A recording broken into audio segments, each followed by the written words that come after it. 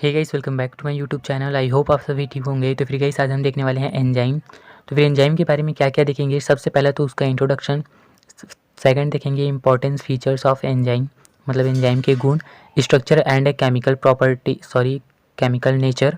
फिर देखेंगे nomenclature of enzyme, नामकरण, क्लासिफिकेशन ऑफ एंजाइम, एंजाइम का वर्गीकरण, mechanism of enzyme action, enzyme की जो क्रियाविधि है वो देखेंगे। फिर देखेंगे थ्योरीज ऑफ एंजाइम एक्शन, जो ताला चाबी वाला सिद्धांत आप लोग जो देखोगे है ना, वो जो है इसमें देखेंगे सिद्धांत। आखिर एंजाइम जो है वो किस प्रकार से क्रिया करते हैं। लास्ट में देखेंगे biological significance of enzyme, enzyme के क्या महत्व है वो हम देखने वाले हैं। तो फिर सारा टॉपिक जो है इसी वीडियो में कंप्लीट होगा, लेकिन ये वीडियो जो है वो बहुत ही लंबा होगा, है ना। तो फिर ये जो वीडियो है वो 2 पार्ट में जो है बटा रहेगा। फर्स्ट पार्ट ये वाला रहेगा, सेकेंड पार्ट जो है वो कुछ दिनों के बाद जो है यूट्यूब पे अपलोड हो जाएगा, तो फिर आप लोग देख लेंगे, ठीक है। तो फिर दोनों वीडियो में जो है एक दूसरे का लिंक जो है दिया रहेगा डिस्क्रिप्शन में, तो फिर डिस्क्रिप्शन जरूर चेक करेंगे, ठीक है जी। चलिए देखते हैं एंजाइम का सबसे पहला हम इंट्रोडक्शन।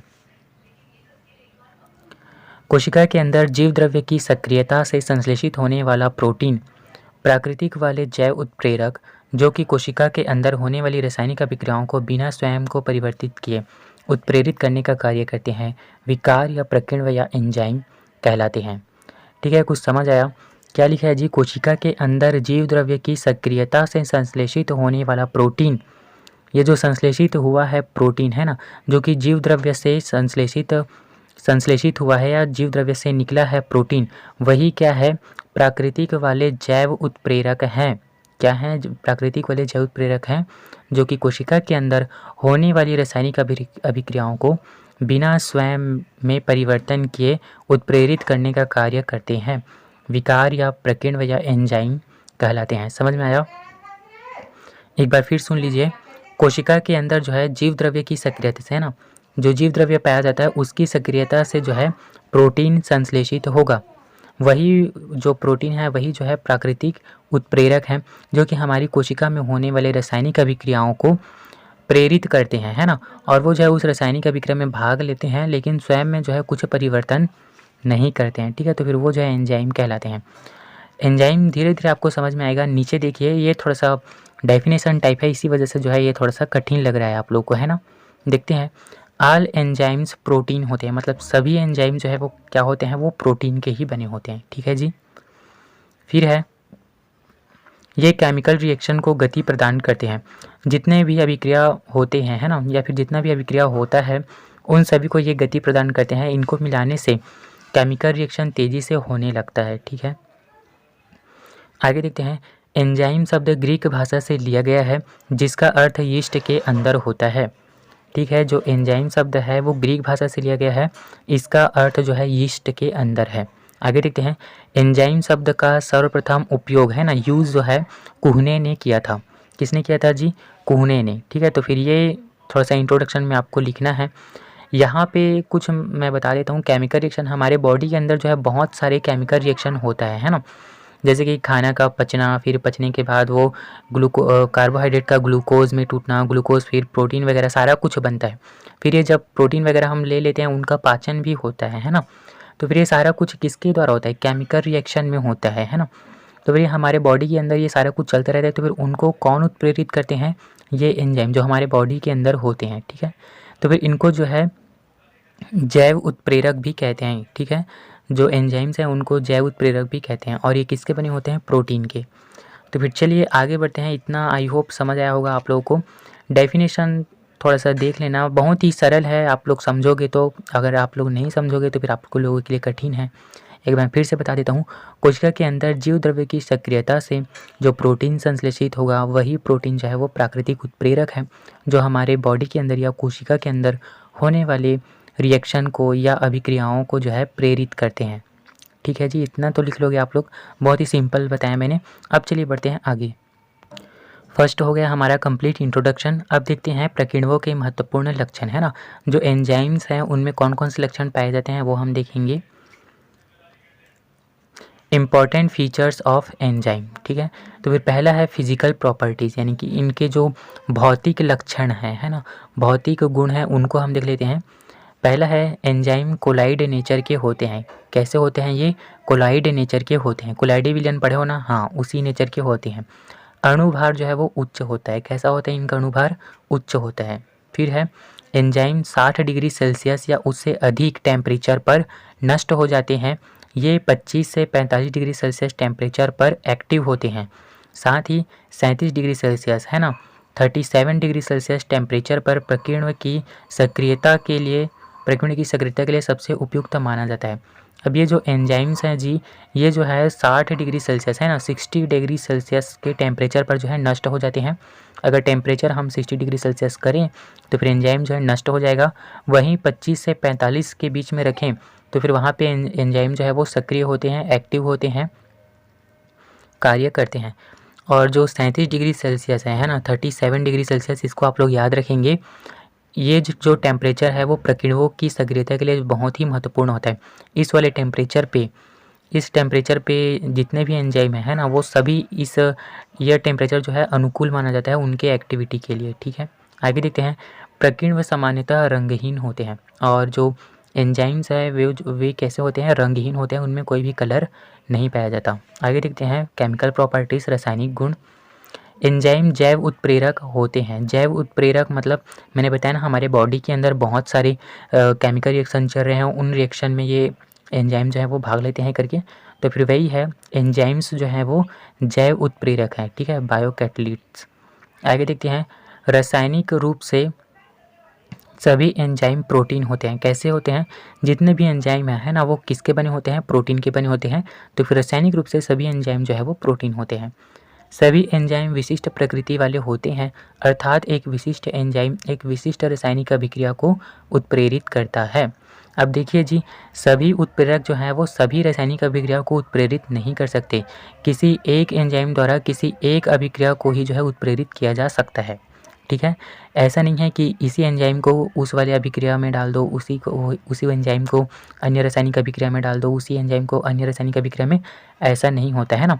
किसी एक रासायनिक अभिक्रिया के लिए जो है कोई एक एंजाइम ही जिम्मेदार होता है। तो फिर वही लिखा है, एक एंजाइम विशिष्ट प्रकृति वाले होते हैं, अर्थात एक विशिष्ट एंजाइम एक विशिष्ट रासायनिक अभिक्रिया को उत्प्रेरित करता है। ठीक है, आई होप इतना समझ आया होगा आप लोगों को। आगे देखते हैं, ये अस्थिर यौगिक होते हैं जो जल, एल्कोहल, ग्लिसरॉल के विलयन में घुलनशील होते हैं। और ये जो एंजाइम्स होते हैं है ना, ये जो है जल में, एल्कोहल में, ग्लिसरॉल के विलयन में घुलनशील होते हैं। ठीक है जी, आगे देखते हैं। फर्स्ट देख लिए इंट्रोडक्शन, सेकंड देख लिए इनका प्रॉपर्टीज़ है ना, गुण। अब देखते हैं गाइस एंजाइम की रासायनिक प्रकृति तथा संरचना है ना, structure and chemical nature of enzyme. तो फिर एंजाइम प्रोटीन अणु या अणुओं के बने होते हैं। ये संरचनात्मक दृष्टि से प्रोटीन के तृतीयक स्तर की संरचना प्रदर्शित करते हैं। ठीक है जी, जो एंजाइम्स हैं वो किसके बने होते हैं? प्रोटीन के, है ना। और इनका अणुभार जो है वो उच्च होता है। अगर संरचनात्मक दृष्टि से देखें है ना, अगर इनका स्ट्रक्चर किस प्रकार से होता है तो फिर आप लोग तृतीयक संरचना पढ़े होंगे प्रोटीन का, देख लेना, मैं डिस्क्रिप्शन में डाल दूंगा प्रोटीन की संरचना है ना। तो फिर उसमें जो है प्रोटीन की तृतीयक संरचना दिया गया है। तो फिर जो एंजाइम्स होते हैं वो जो है प्रोटीन की तृतीयक संरचना जो है प्रदर्शित करते हैं। आगे देखते हैं, कुछ एंजाइम्स केवल प्रोटीन के बने होते हैं, उन्हें सिंपल एंजाइम कहते हैं। लेकिन कुछ प्रकीर्णों में रासायनिक क्रियाओं के संपन्न होने के लिए प्रोटीन के अतिरिक्त अप्रोटीन भाग भी होते हैं। इसका प्रोटीन भाग एपो एंजाइम तथा अप्रोटीन भाग सहकारक या कोफैक्टर कहलाता है। देखिए जी, यहाँ पे नाम आया कोफैक्टर, जो कि बहुत ही इंपॉर्टेंट है। कई बार एग्जाम में आता है कि कोफैक्टर क्या है ना। तो फिर आप लोग सिंपल से याद रखेंगे कि जो एंजाइम्स है वो किसके बने होते हैं? प्रोटीन के, है ना। लेकिन कुछ रासायनिक अभिक्रिया जो है वो विशिष्ट होते हैं, उनको गति प्रदान करने के लिए एंजाइम में जो है कुछ और मिलाया जाता है। तो फिर उस एंजाइम में जो भाग मिलाया जाता है जो कि अप्रोटीन भाग होता है ना, उसको जो है कोफैक्टर या सहकारक कहते हैं। ठीक है, यहाँ लिखा है रासायनिक अभिक्रियाओं को संपन्न करने के लिए प्रोटीन के अतिरिक्त अप्रोटीन भाग पाया जाता है। यानी कि किसी प्रोटीन में कुछ और भाग ऐड कर देंगे तो फिर इसका प्रोटीन भाग जो है वो एपो एंजाइम और अप्रोटीन भाग जो है वो कोफैक्टर कहलाएगा। ठीक है, तो फिर कोफैक्टर क्या है करके पूछेंगे तो फिर आप लोग बता सकते हैं। ठीक है, आगे देखते हैं। एपो एंजाइम एवं कोफैक्टर को सम्मिलित रूप से होलो एंजाइम कहते हैं। अब यहाँ पे हमने पढ़ा एंजाइम और कोफैक्टर, है ना। तो फिर उसको जो है एपो एंजाइम क्या है? जो प्रोटीन वाला भाग है ना। कोफैक्टर क्या है? अप्रोटीन वाला भाग है ना। तो फिर इन दोनों को मिलाएंगे तब क्या बनेगा? होलो एंजाइम, जो कि कंप्लीट एंजाइम होता है। ठीक है, होलो एंजाइम क्या है? वो कंप्लीट एंजाइम है, क्योंकि वो एपो एंजाइम और कोफैक्टर दोनों से मिलकर के बना हुआ है। ठीक है जी, इतना समझ में आ गया? आई होप आप लोगों को समझ आया होगा। बार बार देखिएगा वीडियो और स्वयं बोलने का प्रयास करेंगे, स्वयं लिखने का प्रयास करेंगे, तभी जो है हो पाएगा, है ना। ऐसा नहीं है कि मैं आप लोगों को यहाँ पे बता रहा हूँ तो फिर कोई और लिख रहा है और बाद में फिर आप लोग पढ़ोगे, ऐसा नहीं करना है ना। एंजाइम का नामकरण, नॉमेनक्लेचर ऑफ एंजाइम्स। तो फिर इनका नामकरण किस प्रकार से होता है वो हम देख लेते हैं जी। किसी एंजाइम का नामकरण उस पदार्थ के जिस पर वह क्रियाशील होता है और जिस प्रकार की क्रिया को प्रेरित करता है, उस प्रकार की क्रिया के नाम के बाद ASE लगाकर जो है एंजाइम का नामकरण किया जाता है। ठीक है, आगे मैं बताऊंगा। ASE लगा करके जो है नामकरण किया जाता है। क्या लिखा है यहाँ पे? किसी एंजाइम का नामकरण उस पदार्थ के जिस पर वह क्रियाशील होता है। जैसे कि कोई एंजाइम है तो फिर वो प्रोटीन पर क्रियाशील है ना। मान लेते हैं वो पदार्थ प्रोटीन है जिस पर एंजाइम क्रिया करने वाला है ना। तो फिर उस प्रोटीन के नाम के बाद या फिर जिस प्रकार की क्रिया को उत्प्रेरित करता है, या फिर वो ऑक्सीकरण क्रिया को उत्प्रेरित कर सकता है या फिर अपचयन की क्रिया को उत्प्रेरित कर सकता है ना। तो फिर उस क्रिया के बाद ASE लगा करके जो है एंजाइम का नामकरण किया जाता है। आई होप आप लोगों को समझ आया होगा। एंजाइम जिस प्रकार का क्रिया करता है ना, ऑक्सीकरण कर रहा है या अपचयन कर रहा है या फिर किस पदार्थ पर क्रिया कर रहा है ना, वो भी उनके नाम के बाद जो है ASE लगा करके जो है एंजाइम का नामकरण किया जाता है। चलिए एग्जाम्पल देखते हैं, उसके बाद जो है आप लोगों को समझ आ जाएगा। देखते हैं एग्जाम्पल। यदि क्रिया ऑक्सीकरण की हो तो एंजाइम का नाम ऑक्सीडेज, देखो एज लगाए तो फिर क्या हो गया? ऑक्सीडेज या ऑक्सीजिनेज होगा। ठीक है जी, एज लगा देंगे तो फिर ये क्या हो जाएगा? ऑक्सीजिनेज या ऑक्सीडेज एंजाइम। यदि ऑक्सीकरण 2 इलेक्ट्रॉन और 2 प्रोटॉन के विच्छेदन से होता है तो ऐसे एंजाइम को डिहाइड्रोजिनेस एंजाइम कहेंगे या कहते हैं। ठीक है, अगर कोई जिस प्रकार की क्रिया अगर कोई एंजाइम कर रहा है ना, जैसे कि ऑक्सीकरण या अपचयन, तो फिर उसके बाद जो है एस जोड़ करके जो है उसका नॉमेनक्लेचर किया जाता है। आगे देखते हैं। किसी एक एंजाइम के नाम में उसके क्रियाधार सबस्ट्रेट का नाम मिला रहता है। जैसे सक्सीनेट को ऑक्सीकृत करने वाले एंजाइम का नाम सक्सीनेट डिहाइड्रोजिनेस है। ठीक है, इस आप लोगों को समझ आया। जैसे कि क्रियाधार यानी कि जिस पर वो क्रिया करेगा, एंजाइम जो है सक्सीनेट पर क्रिया कर रहा है ना, सक्सीनेट को क्या कर रहा है? ऑक्सीकृत कर रहा है। तो फिर यहाँ पे जो एंजाइम है उसका नाम क्या हो जाएगा? सक्सीनेट डिहाइड्रोजिनेस हो जाएगा। ठीक है, तो फिर इस प्रकार से जो है नामकरण किया जाता है। जिस सबस्ट्रेट पर यानी कि जिस पदार्थ पर क्रिया कर रहा है उस पदार्थ के नाम के आगे ASE लगा करके नामकरण किया जा सकता है, या फिर वो जिस प्रकार का क्रिया कर रहा है, जिस प्रकार की क्रिया को उत्प्रेरित कर रहा है, उस क्रिया के बाद ASE लगा करके भी जो है एंजाइम का नामकरण किया जा सकता है। ठीक है, तो फिर आई होप इसका एंजाइम का नामकरण जो है आप लोगों को समझ आया होगा। अब चलिए देखते हैं आगे।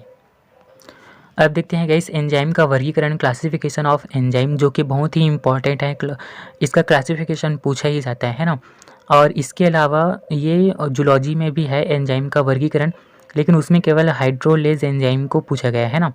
तो फिर उसमें जो है हाइड्रोलेजेज एंजाइम के बारे में अच्छे से पढ़ लेना, जिसे हाइड्रोलिटिक एंजाइम भी कहते हैं, है ना। तो फिर उस एंजाइम के बारे में अच्छे से पढ़ लेना, पूरा डीप में स्टडी करना। ठीक है जी। तो फिर एंजाइम जो बॉटनी है उसमें जो है किसी एक के बारे में नहीं पूछा जाता है, एंजाइम का वर्गीकरण दीजिए ऐसे पूछते हैं, है ना। तो फिर चलिए देखते हैं। इंटरनेशनल यूनियन ऑफ बायोकेमिस्ट्री, जिसे IUB ने अभिक्रिया तथा एंजाइम की विशिष्टता के आधार पर एंजाइमों को कुल 6 वर्गों में वर्गीकृत किया है। इन सभी वर्गों को उपवर्गों में भी वर्गीकृत किया गया है।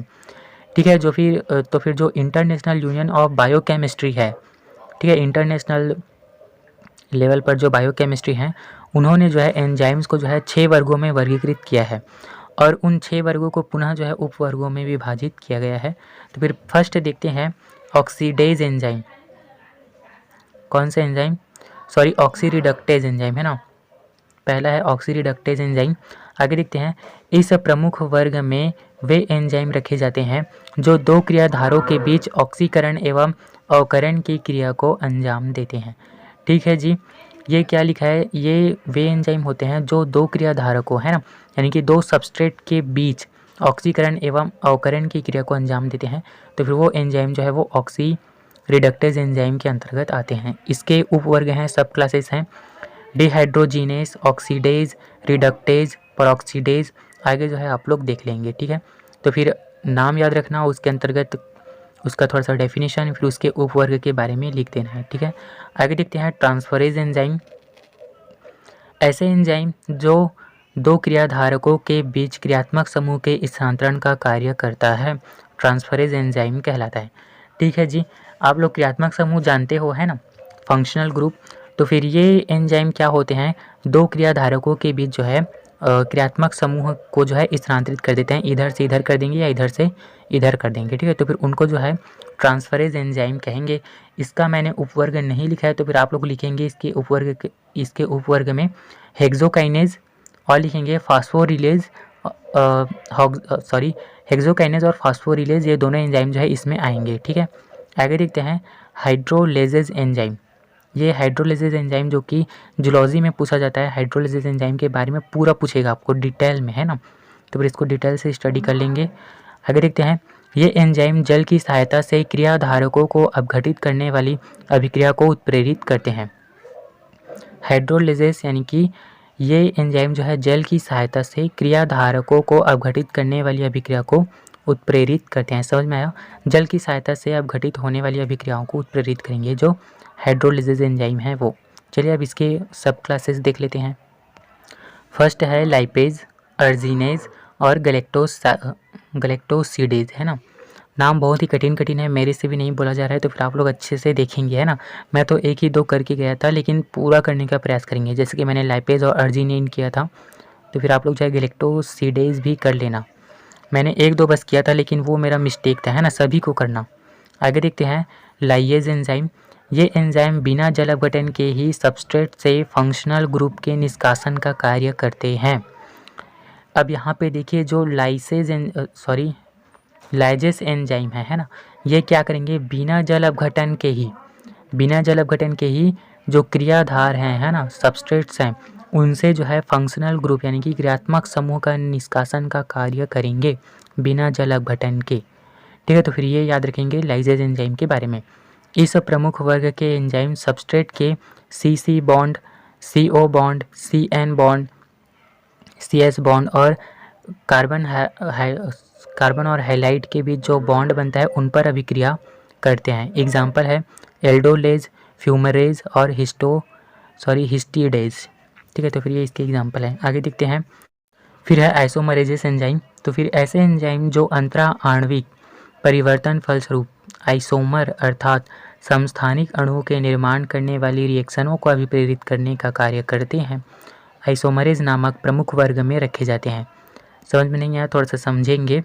वे ऐसे एंजाइम है ना जो कि अंतरा आणविक परिवर्तन के फलस्वरूप आइसोमर यानी कि समस्थानिक अणुओं के निर्माण करने वाली रिएक्शनों को अभिप्रेरित करने का कार्य करेंगे, तब उन्हें जो है आइसोमरेज नामक ग्रुप में रखा जाता है।